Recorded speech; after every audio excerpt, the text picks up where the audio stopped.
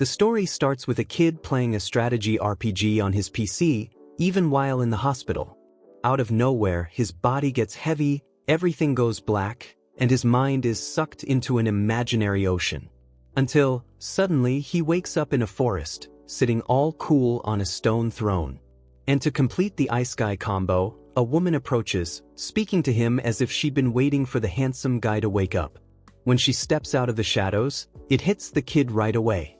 It was none other than Atu Amacinta, an elf who called him king. The game he was playing in the hospital was a dark fantasy strategy simulator called Eternal Nations, and the character he loved most, the one standing right in front of him now, was this very elf. Now, he couldn't help but wonder, should he act like the king she claimed he was? It was clear she saw him as the leader of Minogra. Sensing his confusion, the girl smiles and says, "It's all right, Takuto." After all, he beat Nightmare difficulty using what was considered the hardest civilization in the game, the ruined civilization, Minogra. Because of that, Era Takuto became the legendary player at the very top of the global leaderboard. Atu, for her part, remembered every moment they played together, how they had conquered the world side by side time and again, so there was no need for him to worry, she knew exactly who he was. Thinking back, Takuto realized Atu matched his own playstyle, maybe because he'd always wanted to be as strong as she was. Tears welled up in his eyes as he admitted how happy he was to finally speak to his favorite character. She said she felt the same. Takuto asked if this was heaven, and if Atu was the one who'd brought him here, but she explained that she, too, had simply appeared in this place out of the blue, and it didn't seem much like paradise. If anything, she thought, it felt more like the world of Eternal Nations, no doubt about it. She said it was a miracle, and it was a true honor to meet her master in person. With that, the elf knelt before the boy, took his hand, and invited him to start again, just the two of them, building a kingdom of their own. As tempting as the offer was, Takuto was still lost in confusion. Even so, with his loyal companion by his side, maybe this was his chance to relive those golden days in this new world. So, Takuto called on his servant to begin their journey together. Au Amacinta introduced herself as the child born from the mud who will bring destruction to the world, declaring that, from now on, her body and mind belonged solely to her master. Hearing this over-the-top speech, Takuto cringed so hard he almost had a stroke. He realized that saying this stuff in real life is way harder than in the game, and Atu admitted it was a little embarrassing for her, too. Still, the king decided to play along, calling the elf his first and only subordinate, his confidant and right hand. Then Takuto asked if his servant knew what Minogra's first move should be, and in perfect sync, the two replied, "Let's go into hiding." Next, Takuto summons a scout using emergency production. Without delay, a creature known as a long-legged insect crawls out of a portal, a sight both Takuto and Atu found a bit gross, to be honest. Still, Takuto reminded himself that Minogra was a civilization of moderation that wielded evil and ruin, so they'd need to keep that in mind. For Atu, that meant they had to do everything possible to avoid revealing their true identities. First order from the king, he sent the insect to scout the area without being seen. Watching the bug scuttle off, Takuto realized he could see through its eyes. That summoning had cost him 100 mana, leaving him with 100 more. To set up the base, the operations sector, would cost another 20. Atu lays down the law that emergency production costs a ton of mana, so they should be careful with their spending. Takuto admitted he really wanted to create a warrior to defend them, but that would probably drain all his mana. Speaking of combat, the elf pledged to do her best, or at least, that's what she wanted to say, if she weren't so weak right now. Takuto understood. Atu was a hero unit who got stronger over time, but at the moment her strength was only 3, less than even some basic enemies. In short, their entire plan to build Minogra was at serious risk if they were attacked by pretty much anything. Using the scout's vision, Takuto surveyed the land around them, forest as far as the eye could see. So far, no monsters in sight. Au thought the forest was a perfect place to hide, but found it strange that the long-legged insect hadn't spotted a single animal along the way. Even worse, Takuto realized there was absolutely nothing to eat. All they could do was stay alert and hope something turned up. Atu apologized for not being more helpful, but the boy told her that just having her company was more than enough, making her eyes shine with joy. Seeing her so moved, he thought to himself how hard it had been to notice these little things in the game, but Atu's personality really was just like this. Putting that aside, through the scout's eyes, Takuto soon discovered a community of dark elves not far away. He explained that this type of elf tended to be neutral, maybe leaning a bit toward evil, which, honestly, was a relief. At the very least, it confirmed that they really were in the world of eternal nations. On the downside, if there was another civilization's settlement nearby, it could spell trouble. Avoiding war at the start of the game was crucial. So, their top priority was to find a safe place to settle, but before that, they needed to keep an eye on the Dark Elves and gather more information. If things went south, they'd just have to make a run for it. Suddenly, speak of the devil, a small group of Dark Elves appeared before the stone throne where Minogra's two companions sat. To them, our man Takuto was just a shadowy, sinister figure, a vision so terrifying it made their leader, Jia, break out in a cold sweat. Convinced he was witnessing the devil himself, incarnate, knowing his actions could decide the fate of his entire race, Jia composed himself and stepped forward. Bowing, he introduced his companions as members of the Mazeram clan. His own name was Jia Najeev, and he apologized for entering the forest without permission from what appeared to be the master of these lands. With a chilling expression, Atu recognized that this elf truly understood the gravity of trespassing here, but wanted to know the reason.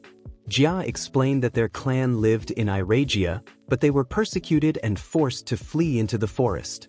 He tried to tell their whole story, but Atu pressed him to keep it brief, making Jia more and more anxious not to make a mistake that would put his people at risk. Amidst this, Takuto commented on how thin the Dark Elves looked, and Jia admitted, with a heavy heart, that they hadn't found any food there.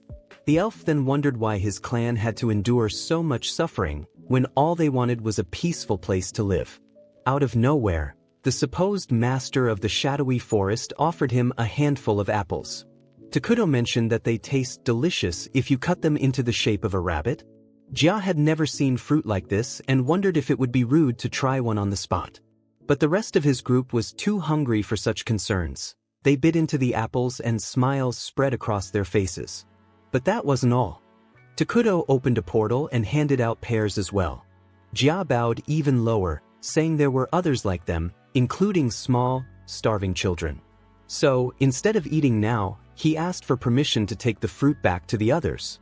Takuto listened, felt sorry for them, and handed over even more food, this time with bread and vegetables too. Witnessing what seemed like a miracle, Jia Najeev reflected on how the Dark Elves had always been despised. Marked by scorn, Jia's people were forced to live in the shadows, and no one had ever reached out to help them. Overwhelmed by such power and mercy, Najeev finally dared to ask, who was this individual sitting on the throne? Meanwhile, back at the Dark Elf settlement, those who hadn't traveled were doing their best to bear the hunger. Then, suddenly, the foraging party returned, their leader grinning from ear to ear with the best news possible. The famine was finally over. With all that food, joy swept through the whole village. Later, while the community slept, Najeev sat by a campfire. The old elder Multer came over to compliment the chief on his work. Multer said he'd lived a long life, but never had he seen such strange and delicious fruit. Najeev agreed. And that was exactly why the old man wanted to know what had led the clan to such circumstances. Ready to share the truth, Jia said he'd met a legendary being deep in the forest. According to legend, a being was sealed away in the cursed lands. Multer was stunned, wondering if the expedition had encountered the ruined king, a figure found in old books and stories.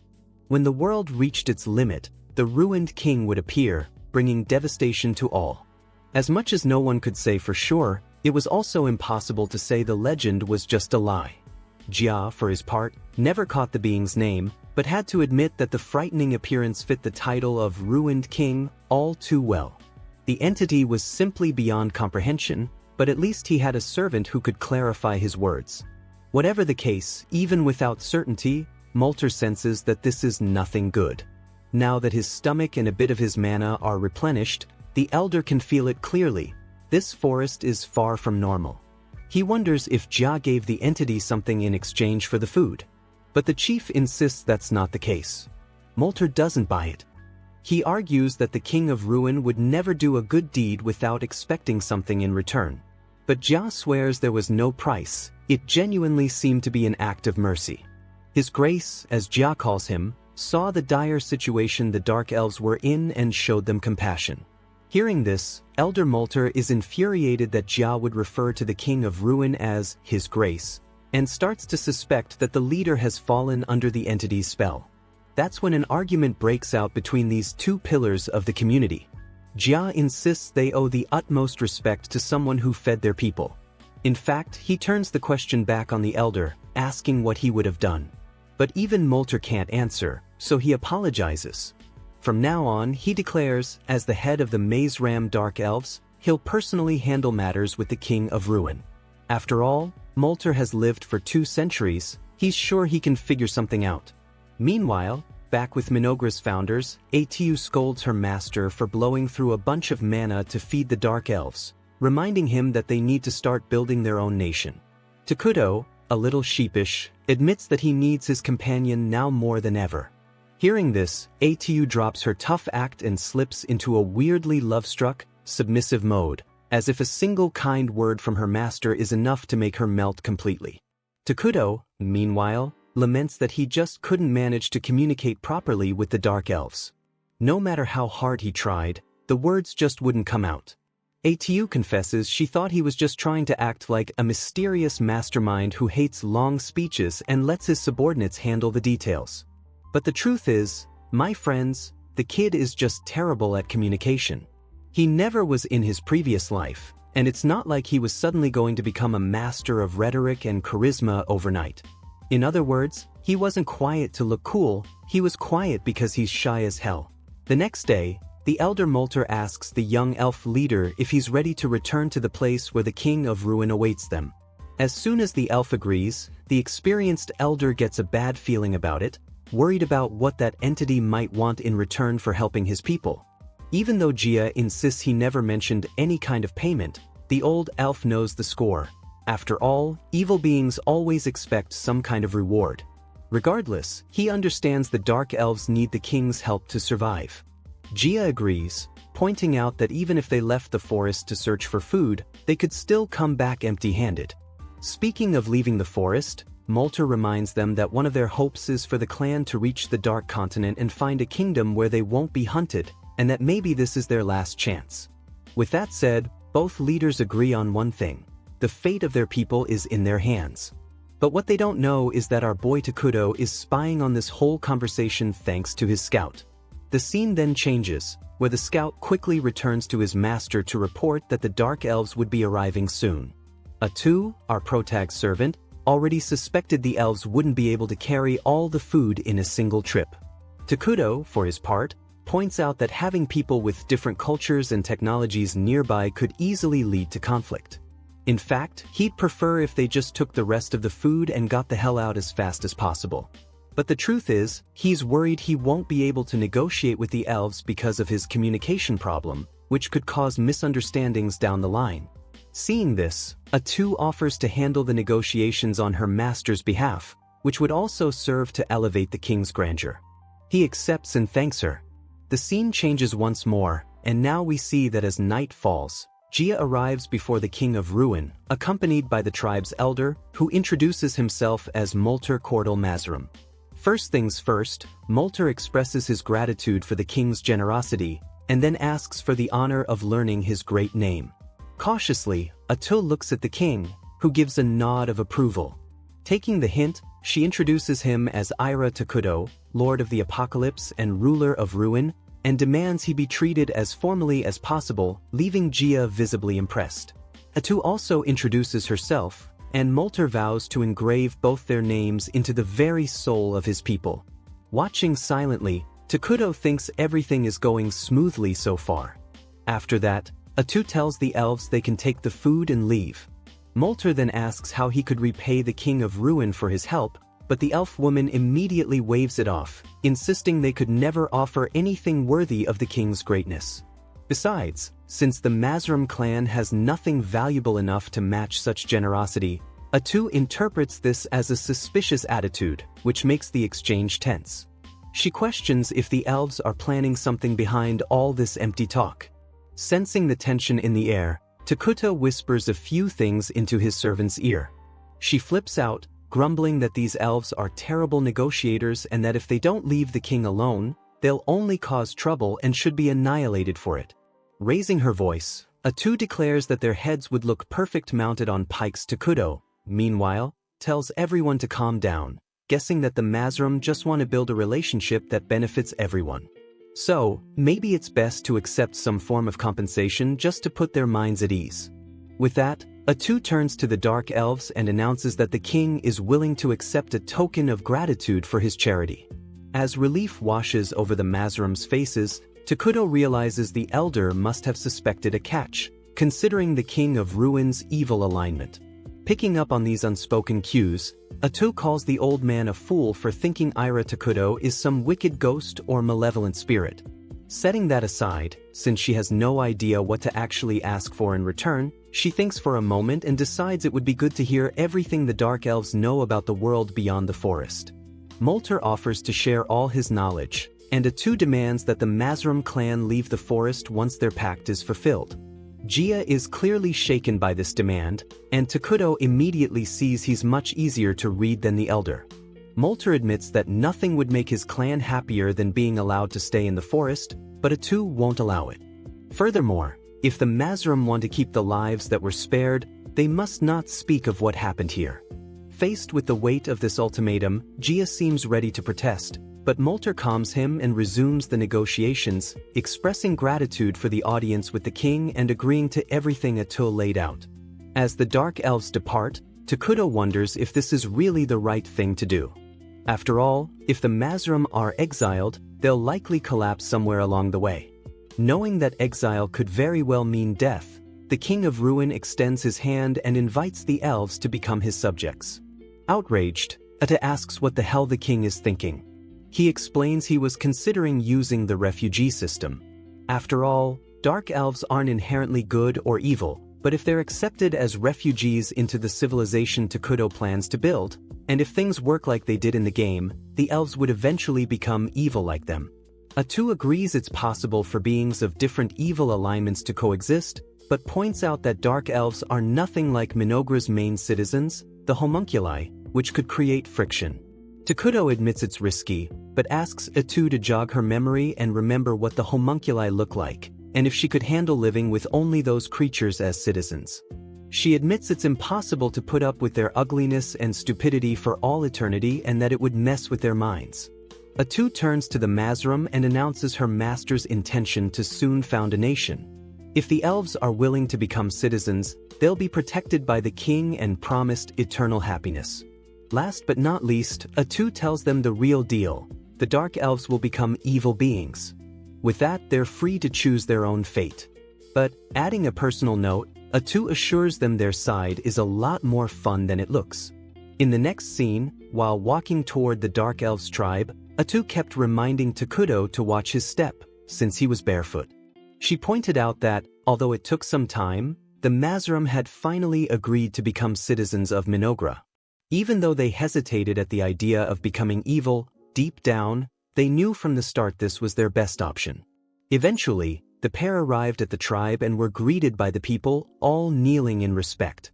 Some looked genuinely excited at the sight of that mysterious entity, while one elf even fainted after feeling the dark miasma swirling around him up close. Soon after, Takuto was led to a throne, and Atu formally welcomed all the Dark Elves as citizens of Minogra, which was now officially founded. From that moment on, the safety of every member of the Mazrim clan would be protected by the great King of Ruin. Still confused, Gia wondered if that was all that would happen. He'd been told that he and his companions would become evil, but he didn't feel any different. Suddenly, a deep-seated hatred welled up inside him, a rage against those who had hunted, mocked, and exiled his people from their own land.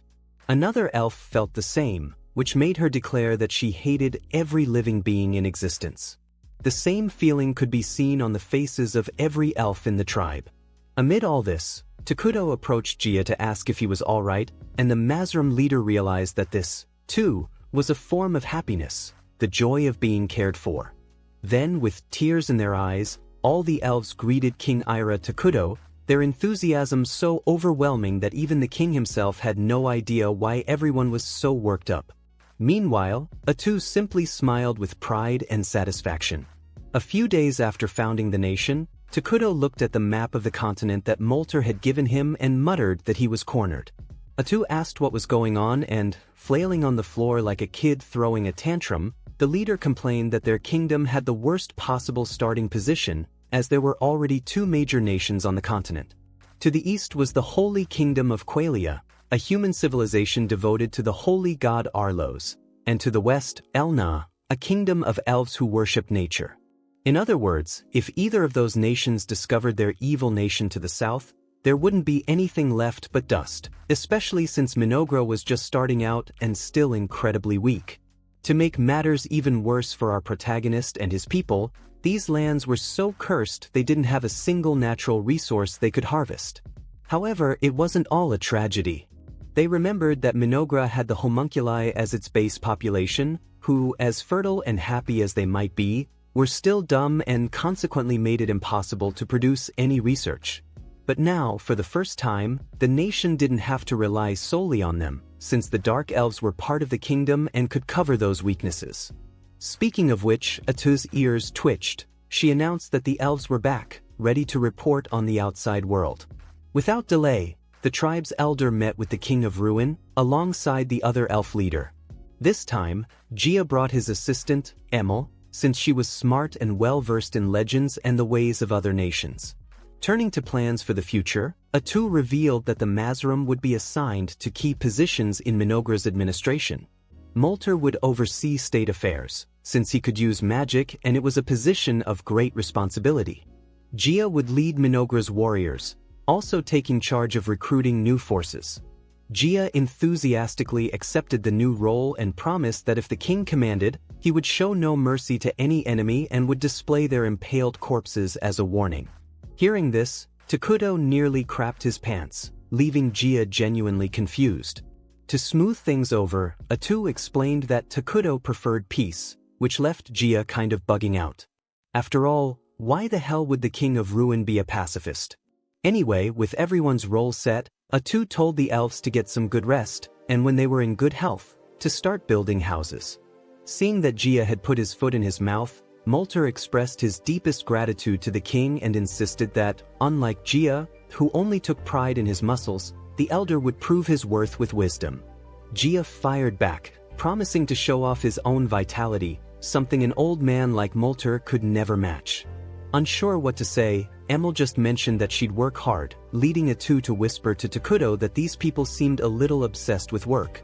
Finally, she asked if she should order the gathering of resources, but Takuto suggested developing the area without destroying the forest. Hearing that, Atu turned to Elder Molter to ask if they could collect wood while keeping parts of the forest intact. The elf assured her they could. Their people had always lived in harmony with nature. Hearing this, Jia was baffled not just by how peaceful these elves could be, but also by the fact that the King of Ruin wanted to protect the flora and fauna, despite being considered evil. But that wasn't all. Takuto declared that his citizens should always be reforesting, though it was clear that the Dark Elves had no idea what that meant. Thinking back to the game's tech tree, Takuto guessed, based on what he'd heard so far, that the people in this world were probably at a technological level somewhere around fortress construction. Atu asked if the Dark Elves were familiar with terms like military magic and the 6 main elements. Molter replied that he knew of the 4 main elements, a basic concept in magic. Emil added that she'd never heard any other nation mention military magic. So Atu realized that this world hadn't reached the level of 6-element magic technology yet and was behind in other areas, too. Setting that aside, the elf explained that reforestation was the practice of planting trees where they'd been harvested in order to maintain the environment. Emil admitted this strategy wasn't part of their tradition, while the elder noted that, in reality, it takes centuries for trees to mature after they've been cut down. Atu goes on to say that reforestation is a kind of technology that requires all the main elements and that this knowledge, in fact, comes from their mighty king Ira Takuto. She makes a point of letting everyone know that their king is 100 times more amazing than anyone could imagine, and Takuto can't help but feel a bit embarrassed by all the praise. Still, Atu insists that their ruler's wisdom covers countless fields and that the people of Minogra are blessed to receive his favor. Emo asks if the apples they were given are also the king's invention, and Atu, without batting an eye, confirms they are, and then casually adds that the grapes are his creation too. Speaking of which, Emo says she planted the seeds of that purple fruit and can't wait to watch them grow. At that moment, Takuto realizes he could use emergency production to create things that don't even exist in the game, like gunpowder, metals, and oil. And as soon as the king realizes this, the nation of Minogra is granted the divine privilege, the ruler's ability to produce anything he knows about, with the mana cost varying based on the item's complexity. The scene changes, and now we see a group of soldiers protecting religious figures in a snow-covered region. One of them comments that he's heard the saint has a special power, though he doesn't really believe it. The other, however, just tells him to wait and see. And as soon as he says that, a horde of goblins attacks the group. The saint steps forward, preparing to punish the invaders for disturbing the peace of the holy kingdom of Qualia. With a single sweep of her staff, she conjures an extraordinary flame that barbecues the monsters, causing the sky to open up and fill the field with beautiful flowers. According to an officer, this power is part of the reason the kingdom of Qualia can keep evil at bay. She buries her enemies in flames and sends them off with flowers. She is one of the 7 great saviors of the continent, Saint Soalina of the Flowered Burials. Beside her, the cardinal announces he's already dispatched the paladins to the nearby villages. The saint, however, brings up the ominous prophecy of an apocalypse in the cursed lands, insisting that paladins should be sent there as well. But the cardinal refuses, saying that showing any interest in the cursed lands is out of the question and that Central Command would never authorize such a mission. Even so, the saint says she'll investigate on her own if she has to, leading the man to remind her she's no longer a simple country girl. Seeing he can't change her mind, he finally agrees to send the paladins under his personal command. With that settled, the cardinal walks away, muttering insults about the country bumpkin saint, while she remains focused only on saving the people of that region. The scene then changes, and over in the cursed lands, Atu rallies the people to get to work and build the nation. Part of that process was building the throne where King Takuto would sit. The elf was so excited she believed Minogra would soon become powerful enough to rule the land and pierce the very heavens. In the midst of this, the elven administrators present themselves to the king to kick off the council meeting and hand the leader a set of garments so he can finally dress like a true king. With that done, Atu announced it was time to discuss domestic policies, though Takuto seemed far more interested in admiring his new little outfit and his throne than in deciding the nation's future. Embarrassed, his assistant decided to first discuss things among themselves and only consult the king on certain key points. As the meeting begins, Molter asks which buildings should be erected. Jiao explains they've already started preparing the land. Atu replies that the first project will be a food production facility. After all, you can't wage war on an empty stomach. Molter wonders if the king couldn't just use his powers to create an endless supply of food. Our dear Atu is offended by the suggestion that their leader should be stuck doing that all the time. Besides, she points out, they'd still have to figure out how to distribute the food as the nation grew. After Molter apologizes, the king's assistant places a strange plant on the table that makes the other elves recoil. She explains it's a meat tree, in other words, one of their civilization's food production facilities, which produces a mysterious meat that tastes like human flesh. Molter mentions that not everyone could handle eating human meat every day, but Atu says they'll only plant those trees to start. She adds that they'll need a hut to manage the tree and a storehouse for the food, and Emil is put in charge of that. At that moment, this devil nicknamed a tree asks them to be nice to it, sending Emil into a pure state of panic. The next topic on the council's agenda was research. In Atu's view, as a small nation, they urgently needed to acquire advanced magical technologies, a sentiment the king shared with enthusiasm. Molter confesses he was also happy to study magic, since it was a passion of his. He asks what kind of magic they'd be researching, and Atu doesn't hesitate, saying it's military magic. She explains that normal magic can only hit dozens of enemies at once, while military magic can decimate armies of thousands, reshape the land, and offer all sorts of strategic advantages. Molter and Jia are amazed that such spells even exist. Takuto assures them it's not a particularly difficult technology, so it should be developed quickly. With that said, Elder Molter enthusiastically takes charge of researching military magic. Last on the agenda was military planning. Jia points out that they first needed to organize an army. Takuto replies that they wouldn't focus on that just yet, while Atu explains that not only do armies not produce anything, they also consume resources. Jia understands but reminds everyone that their current group of warriors isn't enough to protect the king. To make matters worse, Molter reveals that both he and Jia have bounties on their heads. Faced with this situation, King Takuto declares that they will create a hero. Atu loves the idea. The hero might be expensive to produce, but it has virtually no upkeep costs. Jia asks what exactly this hero would be, and the elf explains that in Minogra, there are several heroes who serve the king. All of them are powerful and possess unique abilities, though they're all monsters in their own right. There are various conditions that must be met to summon them, but soon they should be able to call at least one. Besides, as the king reminded everyone, armies are expensive and draw too much attention. Taking that into consideration, creating a hero could be a smart move. And with that decided, they set out to create a hero and give Jia the peace of mind he so desperately needed. After making that decision, Takuto remarks that, honestly, discussing internal policies is actually kind of fun. But leaving that aside, he reflects that they're also collecting mana from their citizens, which means the nation's mana reserves are in good shape.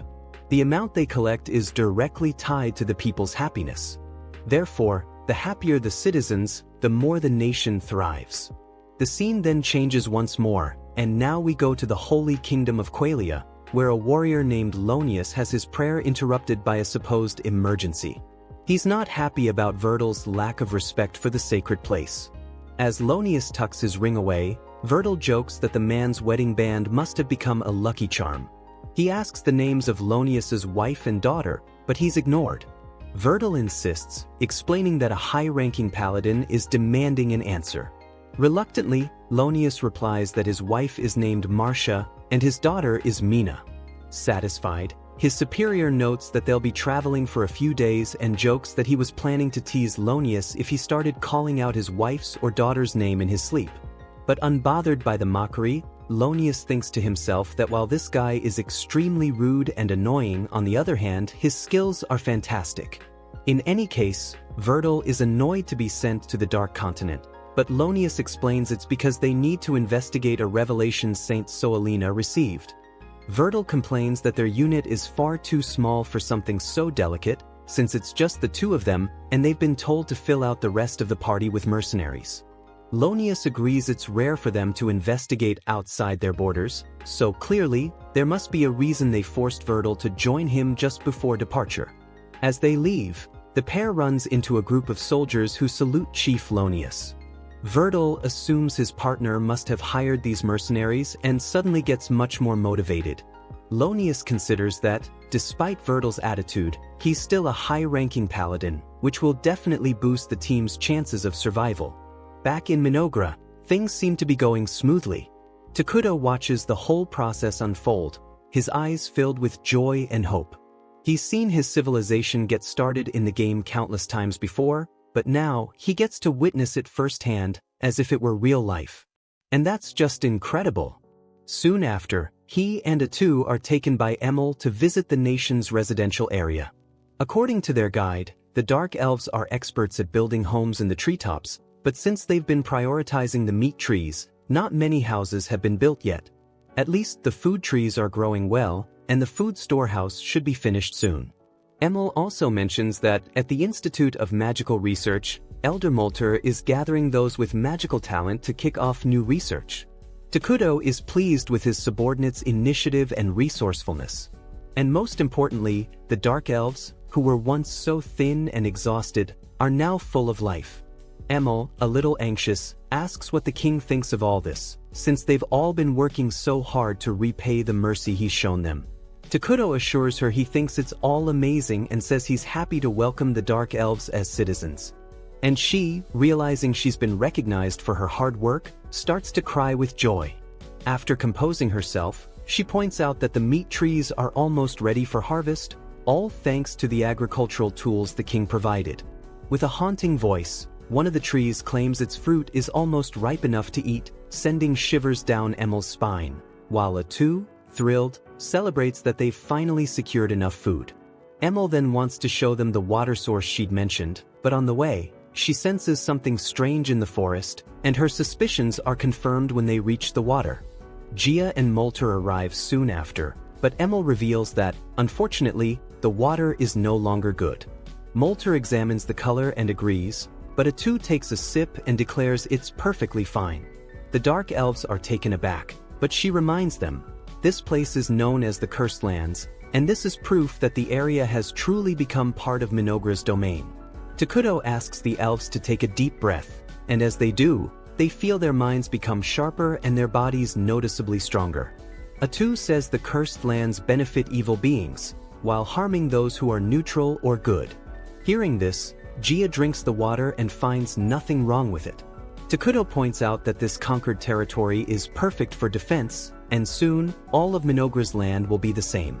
Grateful for the king's immense power, Elder Molter notes that the only downside is that this transformation makes it easier for enemies to spot Minogra's territory.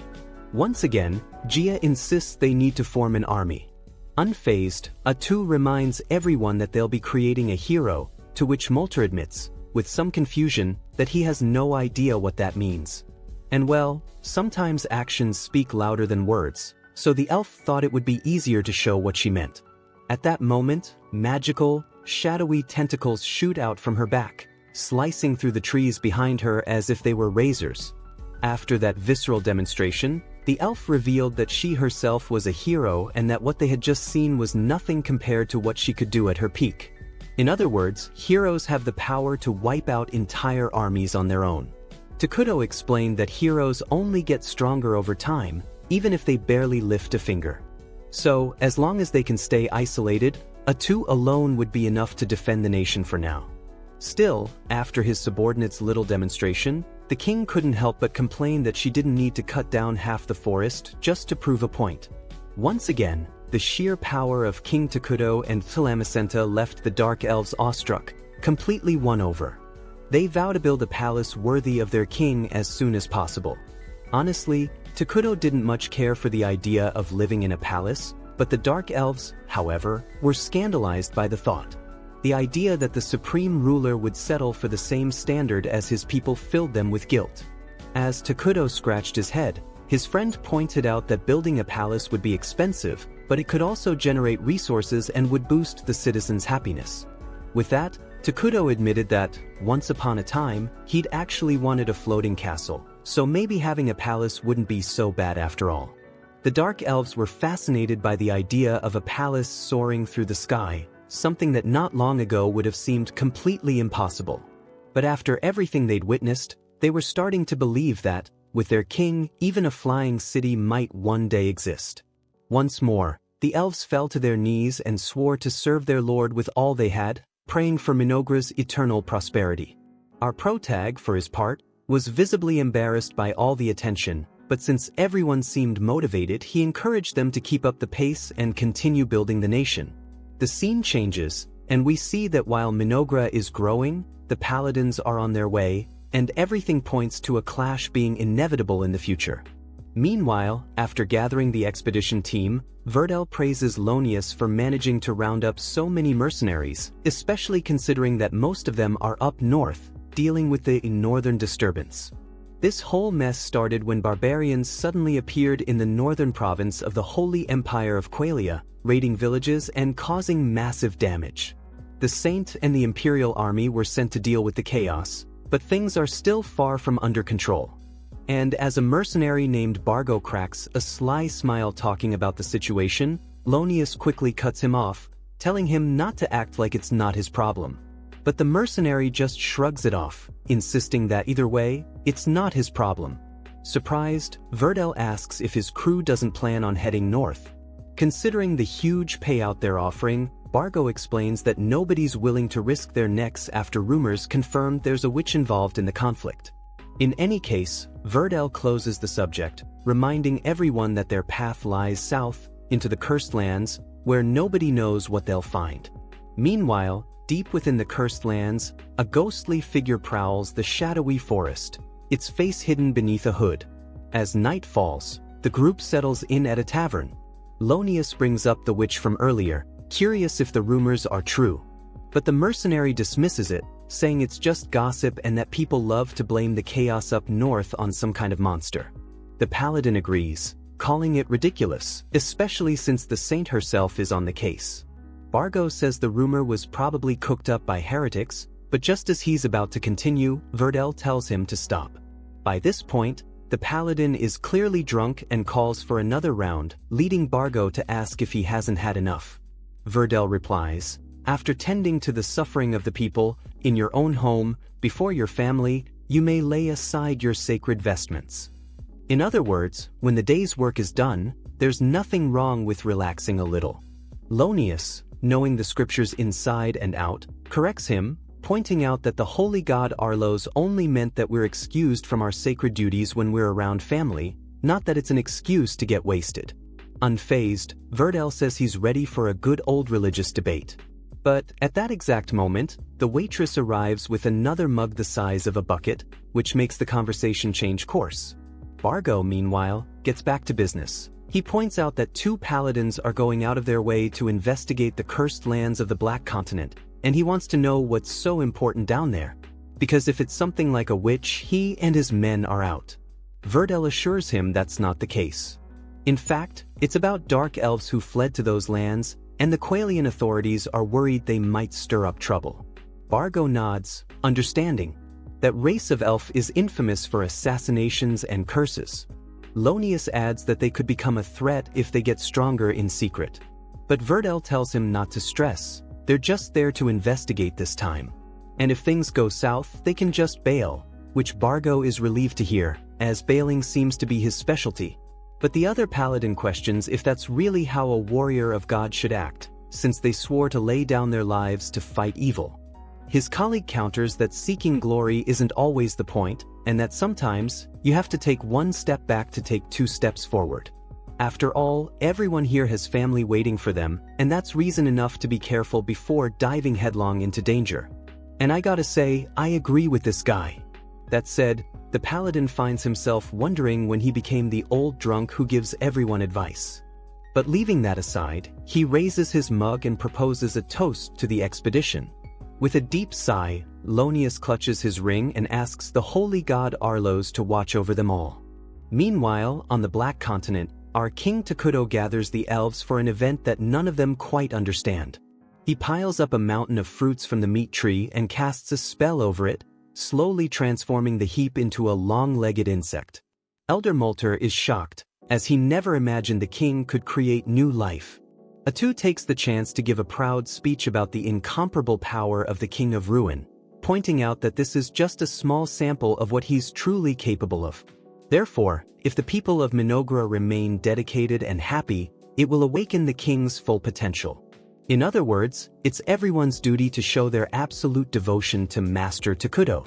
When the crowd disperses, our protag seems relieved that the ritual went smoothly. They're surprised at how easy it was to gather the necessary resources. But what's even more important now is that they know they can create new units. Which means next time, they'll be able to attempt a hero summoning, though they'll need to build up more mana first. Still, with two heroes, they'll have much more confidence in their military strength. Excited, Atu asks him who he'll summon first, and without a moment's hesitation he answers, Isla, the Queen of Insects. One of Minogra's proud heroines, capable of strengthening all insect units, turning long-legged insects into frontline fighters, and producing larvae to boost the nation. In short, Isla is invaluable both in battle and in domestic affairs, making her the perfect hero for this early stage. Leaving that aside, and this is clearly the most important strategic issue, Takuto remembers that the other heroes have terrible personalities. Atu agrees, since the rest are a bunch of egotistical maniacs and depraved lunatics, every one of them obsessed with world domination. Takuto clarifies that he's not saying he'll never summon those types, just that he'd rather avoid it for now, as his main priority is to find a little peace. The next day, as night was approaching, the expedition group led by the two paladins of Qualia ran into a hill giant. Lonius expected nothing less from the Black Continent. He ordered the mercenaries to ready their bows, but Verdel took responsibility for this fight, as there was no time to waste. Stepping forward alone, he drew his weapon and began a prayer, channeling the sacred sword art. And while Bargo was visibly confused, Lonius explained that this was Qualia's secret technique, weaving prayers into his swordplay to invoke divine power.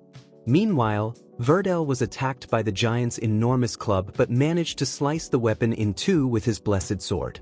Lonius added that paladins who received divine power had their physical abilities greatly enhanced. After a series of rapid strikes, Verdel landed a direct blow to the giant's chest, tearing it apart. According to Lonius, for a high-ranking paladin, this level of power was on par with a lesser dragon. In other words, monsters like the one they just faced stood no chance. And when Verdel finished off the enemy, the mercenaries were left speechless. Atu wondered if the king was worried about the neighboring city, since it wasn't part of Qualia, which meant its alignment wasn't necessarily good.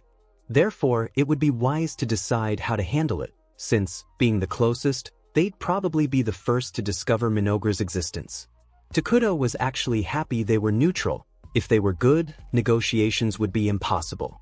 But his assistant knew all too well that being optimistic about a potential threat was basically asking for a disaster. And well, speaking of disaster, at that exact moment, the king sensed an armed group approaching the forest. Not wanting to attract attention, he ordered her to drive them away as peacefully as possible. But if that wasn't an option, she was free to do whatever was necessary. The scene changes, and we see that at the entrance to the Cursed Lands, the mercenary group was preparing to enter under the leadership of the two paladins of Qualia. But just as they neared the edge of the forest, a woman appeared. Verdel demanded to know who she was.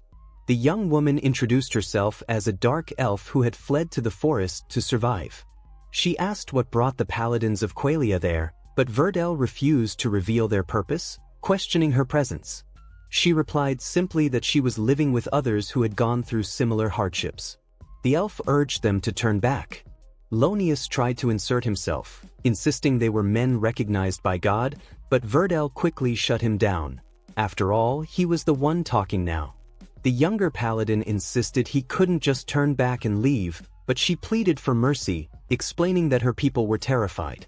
Seeing how persistent she was, Verdel wondered if there was something hidden in the forest, something she assured him was nothing but peace and quiet. Finally, Verdel lays it all on the line. They were there because of a divine revelation warning of a calamity in the area, and they couldn't leave without confirming what was really going on. Lonius, shocked, reminded him that this was supposed to be a state secret, but Verdel told him to shut his trap once more. However, even after learning about the revelation, the dark elf refused to let the paladins enter. With her crimson eyes glowing, she insisted there was nothing to fear and that the paladins should return to where they came from. Lonius suspected she was using dark magic and became even more convinced there was a calamity nearby. Verdel, on the other hand, seemed to be falling under her spell, almost ready to call off the mission. So, he asked the elf to swear before God that there was nothing wrong with the forest. And when she did, he decided they would leave. Lonius couldn't believe his companion was buying this, but the other paladin truly believed these elves just wanted to live in peace. Lonius insists he can feel the evil energy radiating from her and that there's no way someone like that can be trusted, but his companion reminds him that trust is one of the pillars of their faith. Raising his voice, Verdel yells that there is nothing wrong with this forest and that this is simply the conclusion of their investigation. With that, the man turns to leave. Lonius, who is making me incredibly angry, says that Verdel is abandoning the mission and relieves him of command right then and there. Verdel turns around, demanding to know what he thinks he's doing.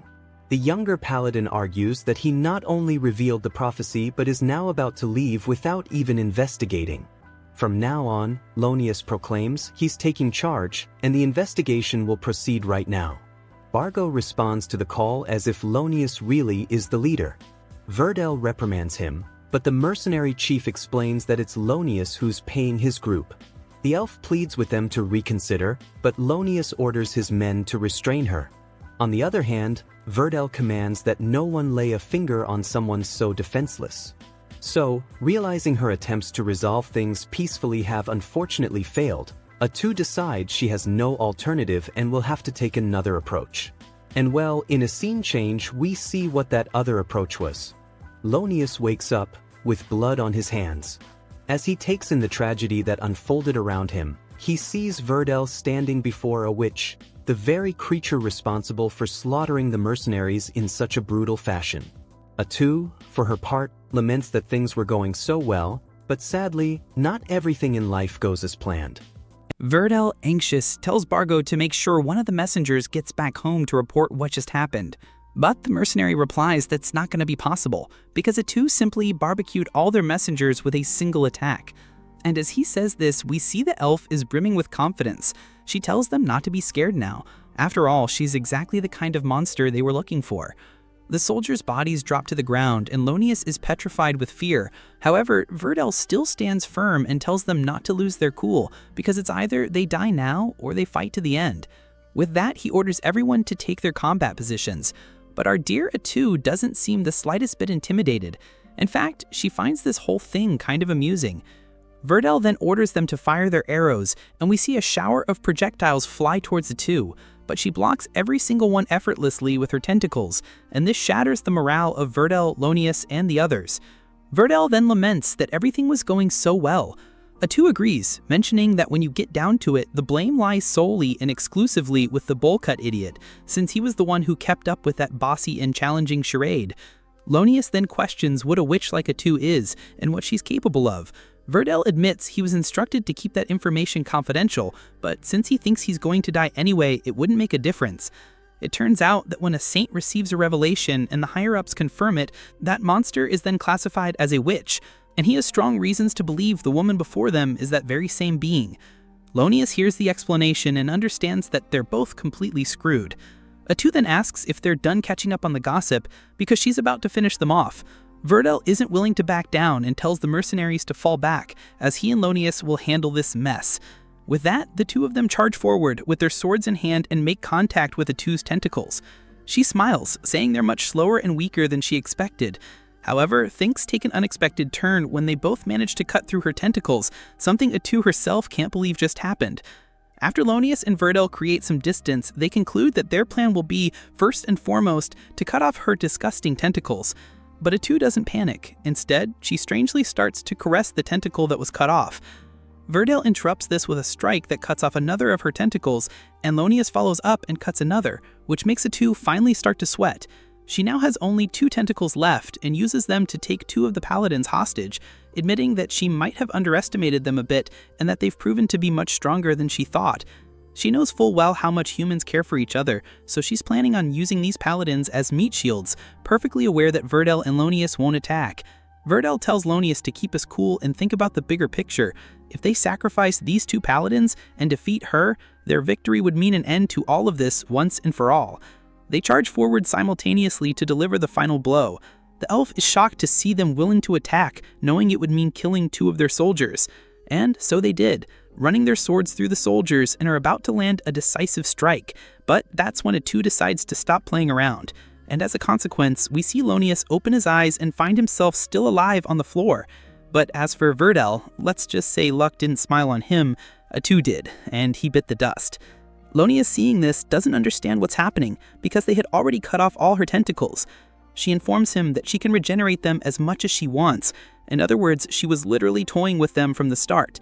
Lonius has no more tricks up his sleeve, so he just tells the other paladins to get out of there as fast as they can, as at least one person has to make it back alive to warn the kingdom. Hearing that order, the paladins bail, and as a last desperate effort, Lonius tries a sneak attack, but she easily blocks it, drawing a sword of her own. Lonius trembles in shock, wondering how she's able to use the sacred sword art. Atu playfully swings the sword around while saying she absorbed both the sword and the techniques from Verdel, and all the effort and techniques he honed became hers the moment she took him out. The elf isn't surprised that Verdel was high-ranking paladin since he was concerned for everyone's safety until his final moment, but it's so sad that he ended up being killed because that blockhead over there couldn't keep his mouth shut. They then exchange a few more blows until the elf asks if he still wants to see his wife, Marcia, and his daughter Mina again. And Lonius almost craps his pants hearing that. After all, how could she know about his family? It's then that he realizes Atu also obtained Verdel's feelings and memories after finishing him off, and consequently she gets stronger after defeating each enemy. Hearing those names, the fear that was already in his eyes becomes absolutely overwhelming. Atu reveals that Verdel thought of his comrade's safety until his last breath, exactly what a paladin, a true hero, should do. But she emphasizes once again that it was all in vain because of the blockhead gentleman's misguided courage and his need to follow stupid rules. Trying not to be shaken, Lonius says that Verdel's will and hope will live on as long as the mercenaries manage to escape, but as soon as he says this, he hears the scream of a mercenary echoing in the distance. The elf reveals she has her own allies and positioned them to prevent any survivors from escaping. At that moment, my friends, whatever hope Lonius had seems to slip through his fingers, leaving only total and absolute despair behind. In the next scene, as the sun begins to set, the elf talks to her opponent about how things could have been different if only Lonius had listened to Verdel. He could have returned to his beloved family, living a quiet and peaceful life. But now it's time to talk about what's really going to happen. The future Lonius chose. The paladin is going to bite the dust, and she warns that his family will too, as she's going to hunt down his wife and daughter, torturing them so mercilessly that both will beg for death. And after that, the elf will visit every village and town they pass through, exterminating every living soul, just because she can. And when people ask why, she'll simply say it's all Lonius's fault. Damn, that's what we call pacifism, huh? Lonius, desperate, tells her to stop, but Atu continues, sharing a lesson she learned from someone precious. When you're underestimated, it will be your end. So when that happens, you kill, no matter what. That's why she'll do what she'll do, precisely to ensure she's never underestimated again. And that it doesn't matter if it's hundreds, thousands, or even millions, she'll wipe them all off the map. And to make it crystal clear, she stresses once more that it's all because of Lonius's decision. As our not-so-dear Atu flashes the smile of a deep-web pacifist, the man starts to cry and begs her not to do it. But she continues, saying she knows Lonius was probably a good man who believed in God and always tried to do the right thing. But that's exactly why she despises those who think they're righteous. And with that, she says goodbye to the paladin and tells him to watch the true meaning of calamity while enjoying his VIP seat up in heaven. Hearing these words, Lonius lets out a scream of despair until finally his physical and psychological torture comes to an end. When it's all over, we see Gia show up and report that the fleeing humans have been taken care of, and the elf then announces she's going back to the forest. However, before she leaves, Gia asks her if she's really going to do all those terrible things she threatened, and she just laughs and says she'd never do that. After all, she's a pacifist. She was just having a little fun teasing him to lighten the mood. And still, she can't waste time. She needs to get back to the king. A joke, yeah, right. She goes to Takuto and reveals that there are witches in this world, a unit that doesn't exist in the original universe of the game Eternal Nations, which means this isn't the world of the game, but some kind of parallel version. Takuto is frustrated knowing this will only complicate Minagraha's plans, but she points out there's an upside. Besides her ability to steal powers, she can now also steal fragments of memories. Takuto, excited, notes this will help them find out what's happening in Qualia without needing a full-blown investigation. The elf reports that Qualia isn't as strong as they thought, thanks to the northern province and a disaster that happened there. Because of that, the king feels that Minagraha has bought a little more time with this stalemate. In other words, this isn't a concern for now. However, what really worries our protag in this whole story is the cause of that disaster. According to the memories Atu stole, it's being attributed to a witch, and apparently this monstrous being is called Arakino, the Devouring Witch. The scene changes and we see who this Arakino is, skipping and humming happily among the rubble and victims of the calamity she herself unleashed, mimicking the tick-tock of a clock. And her plan now is to go to the next city and bring chaos there as well. We return to Minagraha, and Takuto theorizes that this witch might have come to this world the same way they did. But leaving the guesswork aside, they need to focus on the here and now, which means preparing and getting stronger. Because considering this witch is a hero unit, Takuto had initially thought of summoning Ayla, But considering she's a unit better suited for resource production than for combat, and understanding that the scenario has changed with the information they've obtained, the king is considering summoning another hero, that one that's enough to stand up to the witch. Furthermore, Takuto mentions that Ayla isn't the only thing he needs to reconsider. When the elf asks what else, he says he's thinking of forging an alliance, which sends a chill down Atu's spine, activating her suspicious mode. Takuto then explains, saying they have a known enemy in Quoglia, plus the uncertain element that is the witch. Knowing this, he wants to have at least one more nation on their side. Atu says he understands his reasoning, but questions how that could be possible since they are aligned with evil. Takuto replies that it is possible as long as the other side has something to gain, and that it will only work if the nation in question is neutral. Atu, listening intently, asks if he's talking about the nation to the east. Takuto says yes, and that when the palace is ready, he wants to investigate that nation and at the same time strengthen Minograha's forces, to see if they're willing to join forces. Far from all this, we see another scene where a staff bearer orders the elders to be taken down from their pedestal and tells her followers to take care of the bodies. However, it seems things there are far from over, as more enemies appear. She orders the fighters to take a defensive position, and furthermore, she sends messengers to ask for reinforcements. And from the way this story is unfolding, maybe this is the nation that will end up allying with Minograha. After all, wherever there are tears, there will always be someone to sell a handkerchief, right? Since they need reinforcements and Minograha needs allies, this would be the mutual aid that would benefit both. Back to our protag, we see that Atu is worried, as she thinks Takuto might have thought her actions went a bit too far against the paladins. However, contrary to what she expected, she realizes that the madman in front of her is totally chill, assuring that he would never be offended by anything his assistant did, as all he wants is for her to keep supporting him. And hearing these words, the elf melts and gets emotional, promising that she will stand by the king no matter what happens.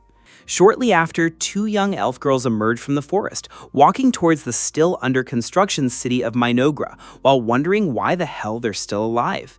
And as they question the reason for their existence, we then see that our protag's royal palace has finally been completed. Well, according to Atu, they still had a ton of problems to deal with, but at least that building signified the true beginning of their world. Thrilled to be sitting on his throne, Takuto was already planning to expand the palace as soon as they had time. Excited by the idea, Atu commented that the palace should pierce the skies and sink its roots deep into the earth. However, in the midst of so much happiness, she realized something. The elf noticed they didn't have a single servant to attend to her master, and for her at least, this was a gigantic failure in her management. Takuto tried to smooth things over, saying he was super chill with it, but the elf took it dramatically, acting as if it bothered her 10 times more than it did him, and insisted that the king choose his attendant immediately. Takuto then thinks for a bit and mentions that he'd love for it to be someone easy to talk to, since communication was one of his biggest weaknesses. He says he'd like to be a more approachable king, but he could barely hold a decent conversation with the Dark Elves. Hearing this, Atu then had a brilliant idea and asked for some time. And well, instead of feeling hopeful, our protag just thought that nothing good ever came from this girl getting excited about something. The scene evolved, and we then see that Moltar, Gia, and Emily have arrived as they were summoned by Atu, and she, without giving many details, ordered Moltar to gather all the little girls to satisfy the king's wish. Dudes, check out the ideas on La Macenta. And Moltar, just like me and also our protag, was shocked by the way this was put. But amidst the chaos, Atu explained that her plan was to have the girls serve as Takuto's attendants so he could practice conversation, and things kinda started to line up. And Takuto, outraged by the impression the elf was giving, quickly explained what he really wanted.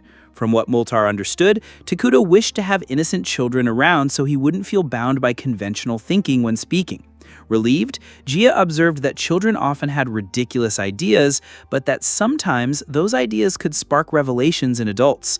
Nervously, Atu added another reason. The king wanted to avoid pulling too many adults from the workforce, so the attendants would only handle mundane tasks. Gia retorted that a boy could do that too, but Takuto quickly argued that they had to be girls because of future leadership, as he intended to give more women the opportunity to study for the good of the nation. Hearing this, the Dark Elves were stunned by their leader's wisdom, leaving Takuto relieved that his desperate excuse had actually worked. The reality, however, was nothing like he had imagined, because the moment the little girls arrived, they obviously started bawling their eyes out in fear. And while the poor guy twisted in frustration, the elf explained that this was normal, though she didn't hesitate to scold Moltar for bringing crybabies. The elder apologized, but unfortunately those were all the girls in the kingdom. While Akundi grumbled, Gia asked if the elder had at least allowed the twins to come. Stammering, the old man admitted he hadn't, as it would be very disrespectful in his view. Akundi, hearing this, wanted to know why, and Moltar explained that there was a pair of orphaned twins who were well behaved, but he believed they were not suitable to serve the king. Not wanting to get into details and fed up with the crying, Akundi ordered them to bring the twins anyway. Gia then mentioned that he had already anticipated this because, unlike the elder, he was a sharp young man who always thought 2 steps ahead, much to the king's delight. And so the twins were brought to Takuto. Immediately, the younger one, with short hair, politely introduced herself as Karya Elfer, while the older one was named Maria. For some reason, Akundi suspected they had a dark past, so she asked Karya about the marks on her body, to which the girl sadly replied that it was from an illness, which made the king feel sorry for her. Curiously, Karya believed she deserved it, and the elder intervened to clarify that they were scars left by a plague. The elf then asked about the older sister's past, and Karya revealed that something cruel had happened to her. At that moment, Maria herself explained, saying she ate her own mother. And damn, this episode is bringing up some heavy topics, don't you think? So true, in fact, that her shocking statement made Akundi demand answers from the elder. He explained that their mother was a proud woman and that the clan would never forget the sacrifice she made for everyone. With those words, our protag figured out what happened, as this clan faced hardships where they had it rougher than rough after their exile, and as a consequence, hunger forced them to make equally extreme decisions. Suddenly, Maria stepped forward and observed that the king didn't seem to have the color he possessed. Our protag asked what she meant, but not even the girl knew how to explain. Regardless, the sovereign asked if she was willing to take care of him, and she answered yes, smiling.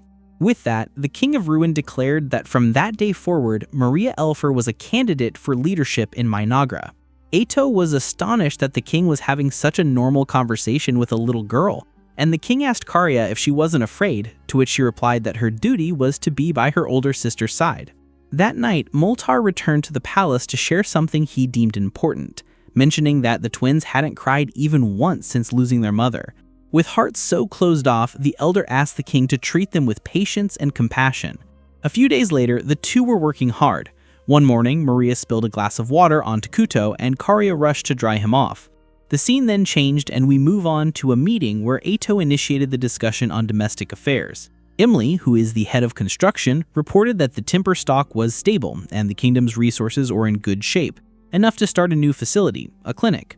Takuto reflected that a clinic would protect the citizens' health at a relatively low cost.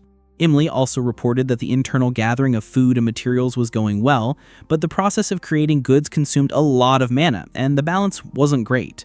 Moltar, who is the head of research, took the floor and announced that the research on military magic had been successfully completed. However, for the time being, only he could use it, but with training, his subordinates would soon master it. Eito ordered the planning to move forward, officially initiating research on the 6 core elements of magical technology. Finally, Gia reported that the army had acquired 5 new longlegs, which were currently surveying the uncharted territories. The objective was to remain discreet, so bold investigations were out of the question. After that, Eito also announced to them the production of a new hero from Minagra, Isla, the Queen of Insects. The name made the Dark Elves uncomfortable, but Lamacenta ignored their concerns. And well, a few hours later, with everyone looking completely wiped, the meeting ended and the king decreed that everything agreed upon should begin immediately. Upon leaving the meeting, Maria accidentally bumped into the king, dropping the stack of papers she was carrying. As the sisters gathered the papers, they ended up tearing a sheet while grabbing it at the same time. Seeing this, Takuto again showed patience, assuring them it was okay. As he sat on the throne, Maria suddenly asked if he was a bad person, to which he replied that his alignment was, in fact, evil. Hearing this, she pressed him on why he hadn't killed them yet. Horrified, Carria rushed to explain that her older sister just wanted to understand why the leader showed them so much mercy, because according to her, Maria was upset that someone evil could be so kind. Faced with their confusion about these concepts, our protag tried to clarify, saying that a good person can only do what is right. However, the beauty of being evil isn't just about practicing evil, but about being able to do whatever you want, be it good or bad. He continues, saying that being evil meant being selfish enough to be free to follow your own sense of right, without caring what others think. In other words, kindness in his case isn't a social obligation, but a choice.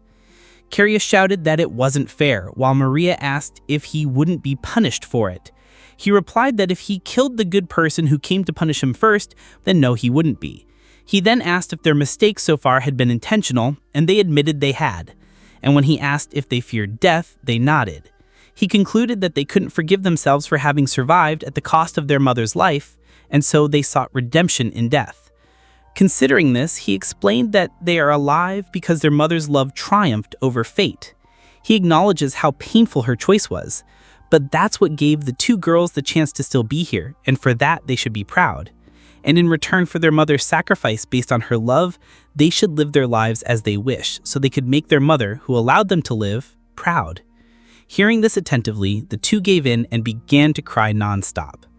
Sometime later, Atu arrives to inform the king that the city they were investigating is called Dragonton, part of Forangon, a neutral country inhabited by humans and beast people. She reports that Dragonton has a dragon vein mine, a powerful source of mana that, if possible, should be controlled by Minogra. Currently, she reports that Dragonton is on high alert due to attacks by goblins and ogres. In other words, if Minogra were to take in the war refugees, this would be a great opportunity to both increase its population and gain influence in the region. With this in mind, our boy Takuto orders that diplomats be sent to Forangon. And with that, the episode ends. So, what did you guys think of our King Takuto's philosophy? And how do you think this diplomacy with the city of Dragonton will go? If you want the continuation, let me know in the comments that you want the next part, smash that like button and the hype to support this video, and subscribe and hit the bell so you don't miss the next parts. Sometime later, Atu and her delegation meet a delegation from Dragonton, and their dark aura sends shivers down the local spines. Terrified, one of the warriors at Tonokapoli's side almost loses control, until the leader quickly orders her men to restrain their instincts. Atu tells her subordinates to fall back and remain on alert, while the envoy from Dragonton grows increasingly tense with the heavy atmosphere settling in the air.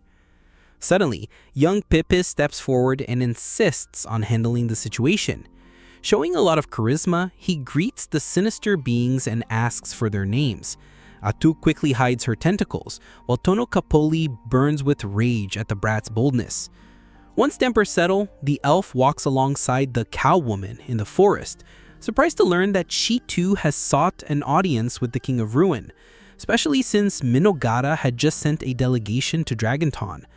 Pippe confirms that this was the very reason they bumped into each other by chance along the way. Showing a lot of excitement, he begins to tell the stories of their adventures to get there. Tonokapoli then apologizes for the chatterbox, while Atu changes the subject, asking if it was okay for them to leave their soldiers behind. She explains that yes, the miasma from the Dark Elves is far too strong for her men to endure, so she ordered them to wait outside. However, what she doesn't reveal is the real reason. They're about to meet the king himself, and no one knows what to expect. In other words, you can't be too careful. Hours later, standing before the dreaded ruler of Minogata, Tonokapoli grips her staff tightly as the aura radiating from this being is so overwhelming that she can barely comprehend the true extent of his power. With such a presence now looming near her city, the leader of Dragonton bitterly regrets a choice that has backfired on her. But before all this started, long before encountering Minogata's delegation, we get a flashback. We see that Pippe had defeated a giant using his plant arm magic, probably declaring the area safe. While he was there demanding more applause, the giant broke free from its leafy prison and attacked again, making Tonokapoli combine her plant arm magic with her swamp spell, tightening the giant's restraints. With the enemy completely tamed, so to speak, the sorceress ordered the warriors to finish it off. After the battle, she broke her staff over Pippe's head when he dared call her grandma. After all, she was still a young and healthy woman of only 240 years old. Besides, as the only youth in the city to wield a staff, the boy ought to act like a leader instead of clowning around. To be honest, the seasoned mage worried about his future, especially now that they were about to venture into the cursed lands. Pippe, who hadn't even realized that was the plan, got another scolding for his ignorance. She reminded him that the elders saw signs of an impending apocalypse emanating from that place and ordered them to investigate. Especially because if the barbarian attacks on Dragonton continued, the city would eventually fall. Their survival depended on discovering the cause of the attacks inside the cursed lands before it was too late. Lost in her thoughts, she was startled when Pippe introduced himself cheerfully to Takuto with that contagious, childlike aura, inviting the king to be his friend. Horrified, the mage ran to beg for forgiveness from the nation's leader. However, our protag smiled, accepted the boy's offer, and assured everyone they would get along well. Atula Macenta, who until then wore a stern expression, clapped along with the dark elves to celebrate her king's first friendship. To mark the occasion, a banquet was held. Tonokapoli, upon tasting a drink, was enchanted by its unique flavor. Seeing her delighted expression, Atu proudly proclaimed that her nation produced the most delicious beverage in the world. The cow woman admitted she never expected to taste something so wonderful there. Curious, Pippe asked what the drink was, and Maria explained it was apple juice. In that instant, Tonokapoli knew trouble was about to start, and she was right. Pippe jumped from his chair, pestering the guests, complimenting Gia's muscles and showing off his magic to Maltar. Observing all this, Takuto thought about how remarkable the boy's social skills were, recognizing he could never blend in so easily. At the same time, our protag was at a loss since Pippe was his first friend and he had no idea how to handle it, given his terrible communication skills. To complicate things, Minogata was in delicate negotiations and he needed to prove they weren't a hostile nation. With all this in mind, he called Pippe over and asked if he'd like to play a game. The sudden proposal made the entire banquet tense up, until Pippe, of course, simply smiled and joyfully agreed. And so the two sat at a table surrounded by various game boards. The king seemed delighted with a child's company, until Pippe praised the apple juice and the fun games, declaring he was happy to have come. In fact, he even suggested they sell the juice to his country, as he was sure they would love it.